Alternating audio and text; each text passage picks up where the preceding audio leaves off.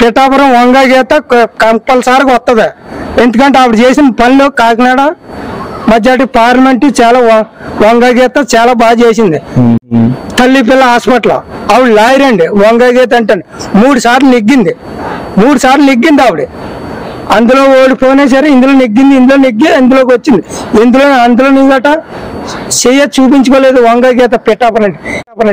ఇవాళ పవన్ కళ్యాణ్ మనిషి రావడానికి కారణం ఏంటంటే రాడవుదా పిఠాపురానికి జగ్గంపేటకి చాలా ఇది ఆవిడ వస్తుంది. వంగ గీత నెగ్గుకొని వస్తుంది. పిఠాపురం జోడిచ్చి చెప్పు పాలకొల్లు నిలబడ్డ మనిషి ఒక సీట్ వచ్చింది. అలాంటి ఈడికి ఎలసను 3 పెళ్ళిళ్ళు ఒక అల్లని చంపచ్చు ఒకడే రమ్మని దమ్ముంటే ఎలసన్లో పోటీ చేయడం కాదు. సెక్యూరిటీగా ఉన్నాను, నా దగ్గర గెనలేదు.